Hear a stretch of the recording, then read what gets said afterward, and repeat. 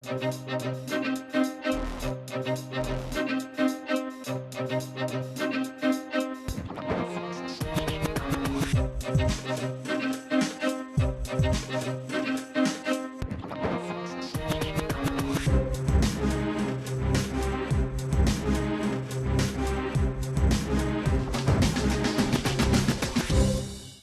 I'm Lisa Salazar, General Manager of the Youth Development Department, and welcome to another episode of Protest and Promise. Today we're super excited to be joined by members of our very own Olivia E. Mitchell Alley City Youth Council.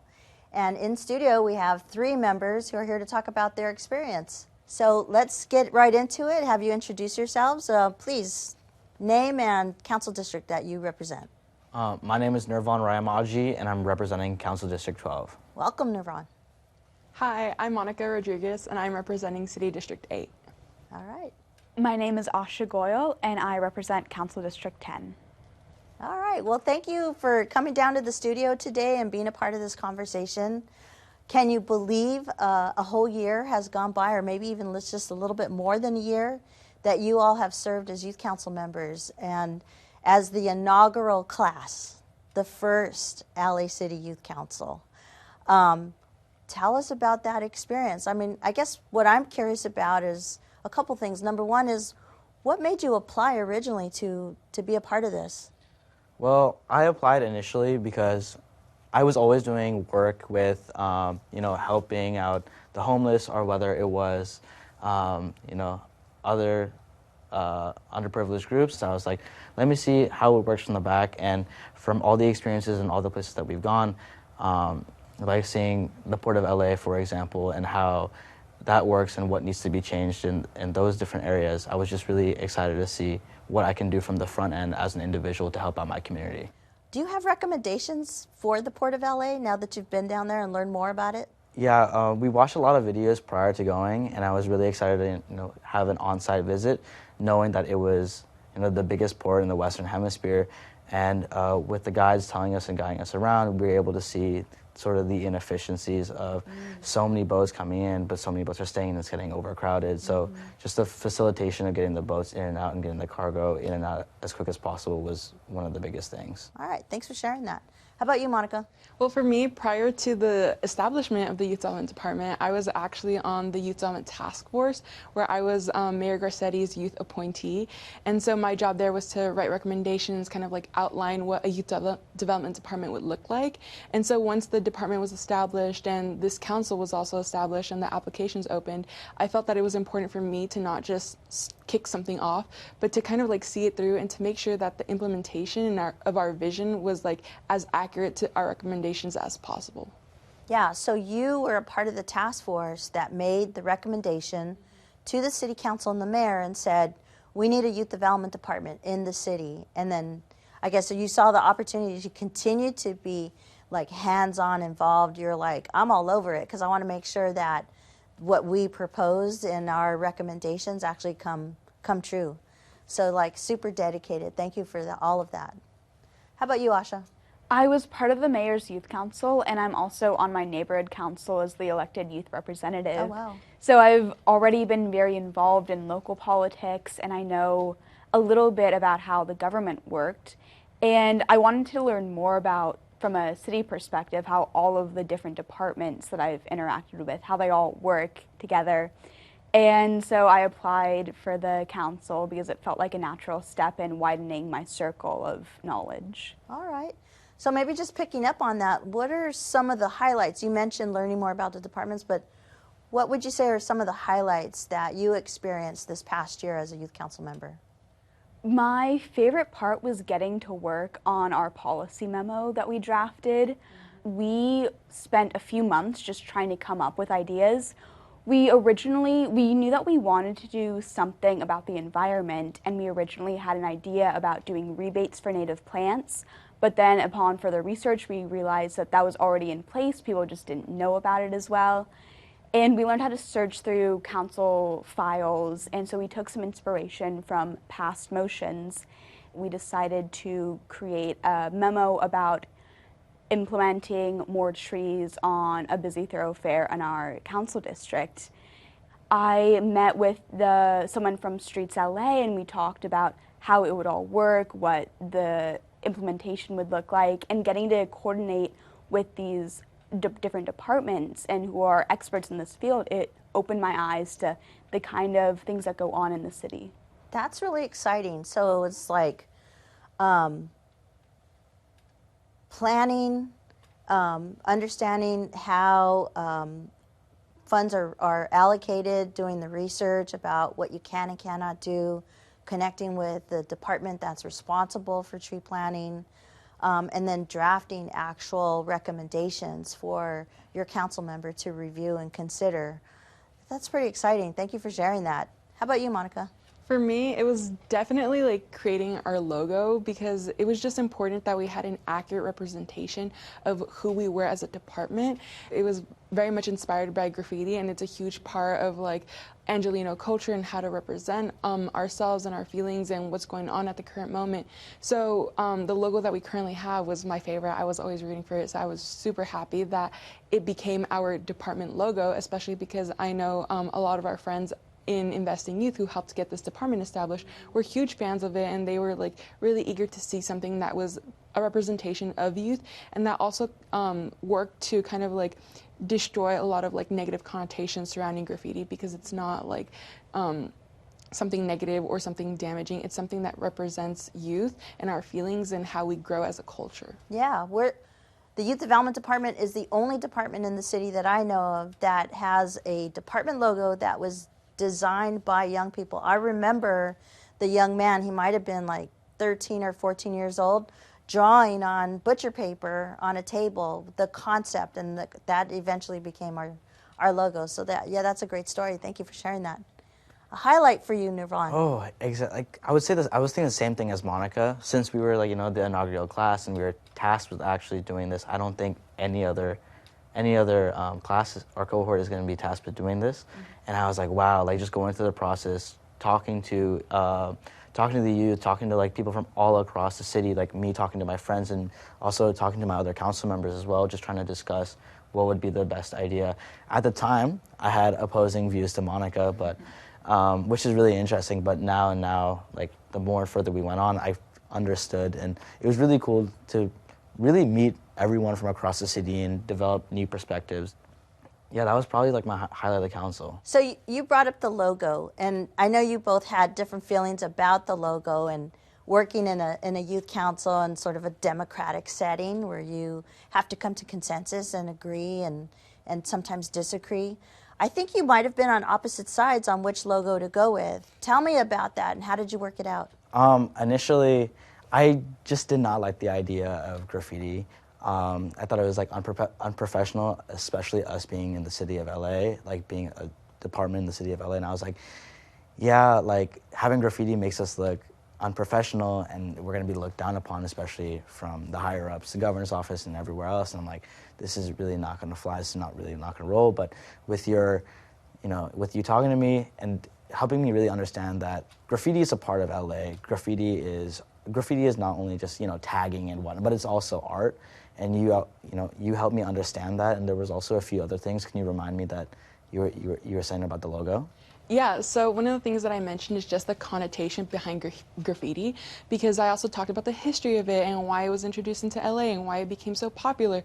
And if you go to almost any part of LA, even like Dodger Stadium, you will see graffiti. And I even mentioned to a lot of my peers, why do we have this connotation of it being unprofessional when across the world, we have people like Banksy who are doing similar things, but it's not considered unprofessional. And it's because graffiti is predominantly done by people of color. And so that's one of the things that I wanted to do with, this logo and having these conversations, is just show like why graffiti has this negative connotation, to break down those barriers of it being unprofessional by having it as a city department logo. And, one of the things that we did was like, a lot of voting, a lot of public voting. We got a lot of our, community to vote on it and to see like how they felt. We looked at the comments. We talked about it. So that was one of the other steps that we took to kind of like facilitate this conversation and debate.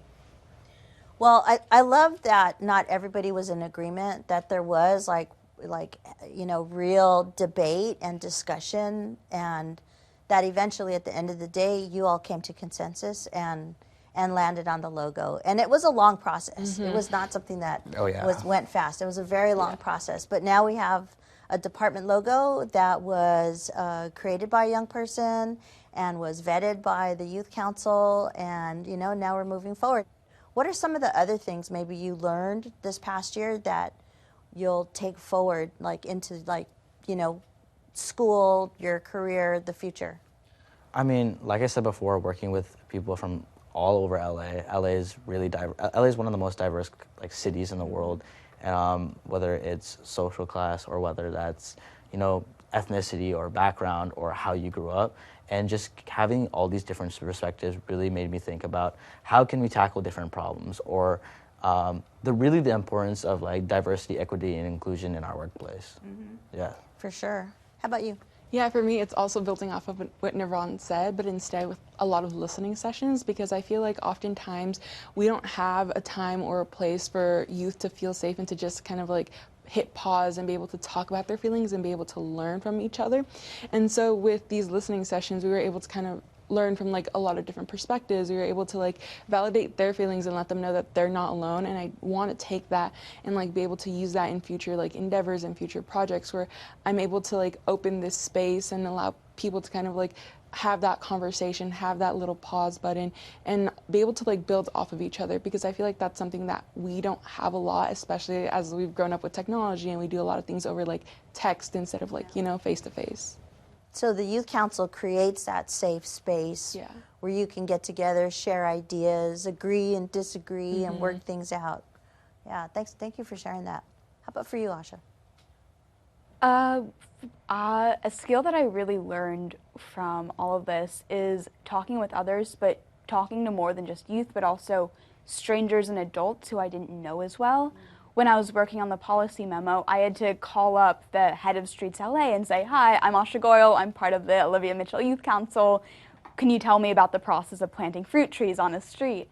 And learning how to build these relationships with these strangers, people who I didn't know, people across the city. Why are trees so important to you? Why is this a policy issue?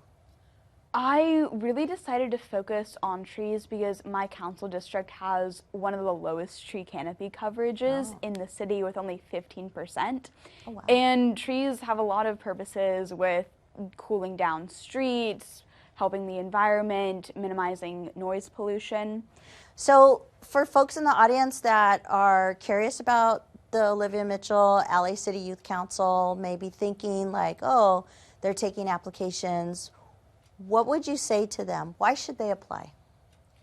I guess building off the idea of creating a network of individuals your age, when I came to the youth council, I was really surprised to see that there were people who had the same drive as me, if not more drive, to help out the community or help out other people or help out other groups of people. And I was really excited to see that the combination of youth and drive coming together to create and spark some sort of change. I couldn't be happier about that. Right on. How about you, Monica?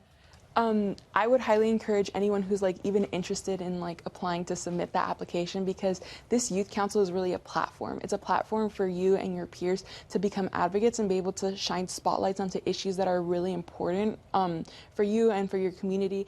Right on. All right. Thank you. Asha, bring us home. I mean, it's fun. We got an email about doing this a few days ago, and so now I'm here in the studio filming this and getting to talk with all of you guys. We get to go to the Griffith Observatory or learn about the mulching process in the city. All of these places that are really cool, or some things that I didn't even know about, or the Port of Los Angeles, as you keep talking about. And it's so interesting, and I love talking about it with people and talking about all the things that I get to do. I could go on forever about the tree canopy coverage in Los Angeles now.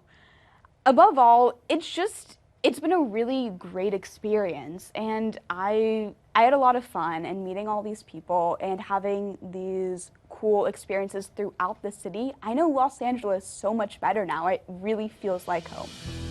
Wow, what a perfect ending. So I want to thank you, the three of you, for being here today. Unfortunately, we're out of time, but we do have another set of youth council members who are going to talk about their experience. But before we do that, let's take a look at some highlights from this past year.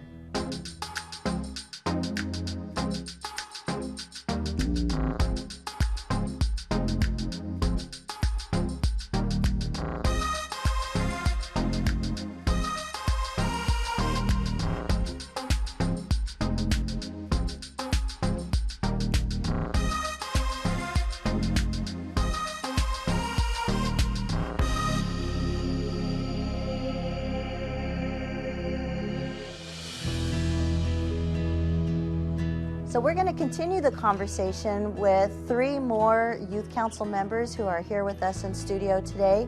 Please tell us who you are and what council district you represent. My name is Angelenos and I represent Council District 10. All right, welcome. My name is Ava Boris, and I represent Council District 2. My name is Roberto Lopez, and I represent Council District 7. So Roberto, let's start with you. Tell us what, initially, why did you apply for the Youth Council? What was your interest? Well, politics wasn't my interest at all, to be quite honest.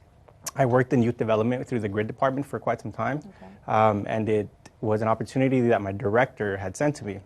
And he said, hey, this looks like an incredible opportunity for you to learn what it really takes to be in this position that you're at right now and how you can expand your reach. So I applied to it, not really thinking that I would have gotten it, but at this point, it has been one of the best, most learning experiences of my life.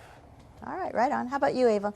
Yeah, this year was my senior year within LAUSD, and I've been super involved within the district. Congratulations, you just Thank graduated. Thank you. I'm super excited. I loved being in the district. I just loved the community it fostered. But one of my teachers actually offered the opportunity to me and said, hey, I know you like to get involved in your community and help out, so see what this is. Maybe you can learn something. And I learned something. It was really great. And I'm so glad I applied, and I would do it 10 times over. All right, we're going to come back to that, what you learned. Angelenos, tell us, what drew you to the Youth Council? Why did you apply? So, funny story, it was my dad who heard the application through the radio, and he came to me, he was like, you should apply for this, like, it'll be fun, like an opportunity to get to learn about your government. I was like, why not? Because I'm not so much of a politics person, but I think it was really cool to learn, well, after getting in, it was really nice to learn more about civic education in Los Angeles. Very good. So you all have served for just over a year now. You're the inaugural class. You were part of the first year of the Youth Development Department, brand new department to the city. Lot of like foundation type of work. And aside from the curriculum that we had planned out for you, a lot of things came up throughout the year where you all responded. You visited a number of departments. You guys did a lot of stuff, and even like being a part of Protest and Promise. So, tell me, what were some of the highlights for you this past year? Highlights for me this past year, visiting the Port of Los Angeles on the little boat ride. That was fun. Learning about like how much work hours and just all of like the things that go into like running it, because it's a lot. It got deep, and also I would have to say the Griffith Observatory, which is recent. It was really nice. I hadn't been there since I was like a little kid, but going there and even having a tour from the director was amazing. It was really nice, and yeah.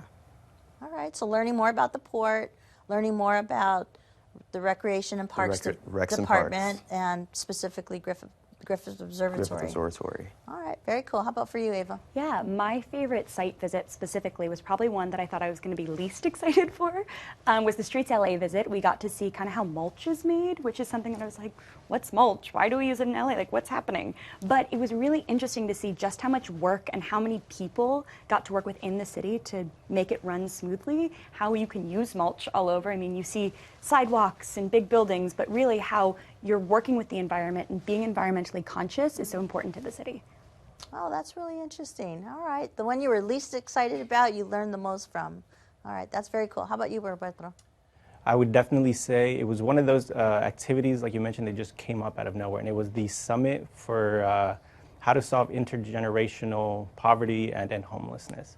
And it was one of those just out of the blue experiences where I had a week to prepare for it. These were questions that I didn't think I would be able to answer, but thanks to my experience in the work that I was in, it was just something I was like super comfortable with. But what I wasn't comfortable with is being in front of a large audience, people I did not understand, in a room full of what I felt were highly experienced, important people in the city. And I was in a chair talking about things that I felt were important. And that was the first time where I was in front of people that I felt actually cared what I had to say. And it's one of those experiences that I'll take with me forever. And it also got me out of my shell of public speaking too. So I'm very thankful for that one. You're in a television studio today, so I'd say you've really overcome that. Congratulations on that. You mentioned GRID. Not everyone in the audience knows what GRID is. Can you talk a little bit about that? What is GRID? Right, so GRID is the Gang Reduction Youth Development Program funded by the Mayor's Office. It's been around for about 12 years, if I'm correct. And they basically work with kids ages 10 to 15. It's a diversion program that takes at-risk youth who might be showing symptoms of antisocial tendencies, impulsive risk behaviors, possibly drug use, or maybe their parents are just not as involved as we would hope they could be. And it's a program that I'm currently working with. I was actually a part of as a kid, and I'm thankful that I've been with them since the inception of the program. That's awesome. I know you're applying for the police department, That's so correct. hopefully you'll have a career with the city of Los Angeles. And it's a great program, and deservingly, they received a significant increase in their budget this year. did. So they'll be able to serve more young people. So thank you for bringing up GRID. Appreciate that. Of course. So you all have spent time this past year visiting different departments, as you shared, learning more about the city. What are some things from your perspective now would you like to see change in Los Angeles? And anyone can jump in. I would say one of the biggest things, specifically working within the youth development department, is learning just how respected youth voice was and how actions suggested by youth were actually taken seriously. And so creating that kind of more widespread within the city is something that I would really love to see. Elevating youth voice, infusing youth voice in everything. And that's really what we're trying to do through the Youth Council. Yeah, thank you for bringing that up. How about you, Donacy? Some changes I'd like to see here in Los Angeles would have to be when it comes to public transportation. I know that LA is a car-dominated culture already, but I feel that with the public transportation, this makes it easier for kids who want to go out, get out of the houses, kids who are living outside of the bounds of LA, of the city of LA, and also people who can't afford cars. Public transportation just makes it all easier. Yeah, just continue on this path of growth. Where public transportation is like the first option, not the last option. So That's the best way to that's put a it. great point. Thank you for that. How about you, Roberto? Something that's important to you that you'd like to see change? Well, something I hadn't really realized is how complex the system can actually be. It sort of makes sense why a lot of things take some time to get done. And we have great ideas in the city. We have a lot of people who are willing to make the changes, but it just takes a lot of time. And I feel like in the future there needs to be some kind of way we can streamline this whole process so that things get done a little quicker, and it possibly restores the faith that the citizens have in the city. That's really great. I appreciate that. So part of the program or the Youth Council includes a monthly stipend, right? So you all earn, I think you can earn up to $300 a month as long as you participate in the minimum number of meetings. But I also know that we ask a lot more of you. Tell me, does the stipend make a difference? For me personally, I would say the stipend made a difference in a way of enticing me to come to the meetings. Because for me personally, I'm not a politics person, but after like one or two meetings and even after a site visit, I felt that like if I wasn't getting the stipend, I probably would still participate in these meetings because it was an experience to learn more about every department in the city or different sides of departments in the cities and whatnot. Yeah, I'd also say the stipend aided my participation kind of in a different way. It enabled me to get here. I drive, so paying for gas and even public transportation some days to get to site visits and meetings was really helpful. Also, I never had to ask my family for money. I started learning financial independence and my own financial literacy, which was super helpful. So I would say this stipend was very positive and added to my experience. Okay, very good. It made the biggest difference for me. Throughout the year of being in the Youth Council, there's been a lot of changes in my life. One of them being I got my first apartment. And, it was splitting my time between, I could be doing like a ride share, or I can be doing some kind of side gig that might have paid me the exact same amount. Or I can be furthering my professional development. I can be learning about these other things, and they're paying me to learn it. So I took that stipend. I was able to pay my rent or get my groceries or get the gas, and it wasn't an obstacle for me to say, no, I can't do this. And I didn't have to let go of this opportunity. So the stipend, for anyone who's really looking to further themselves, is just another way to say, yes, I can do this, instead of saying, no, I have to focus on something else. Okay, but that's really helpful for us to know.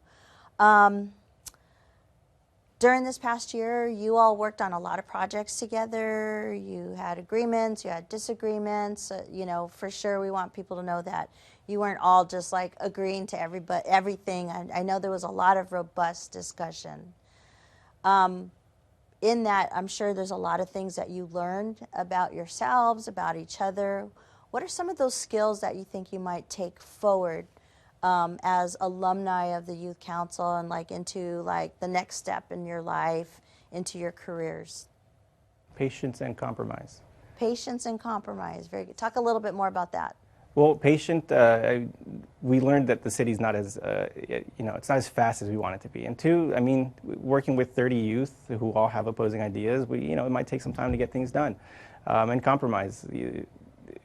You could really petition, you could advocate for what you really want, but sometimes your opposing partner might have this idea, and they're both just as great, and you have to say, okay, we can sort of figure out how to make both things work, and none of us, we all get what we want.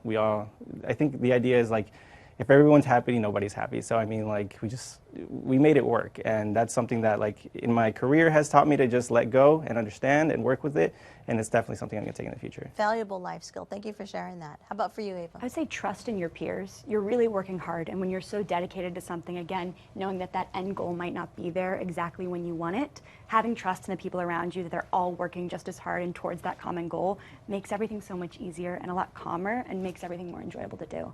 Trust. Very good. Very good. How about for you, Idanisi? I agree with those two as well, and I want to add on to that with listening to others.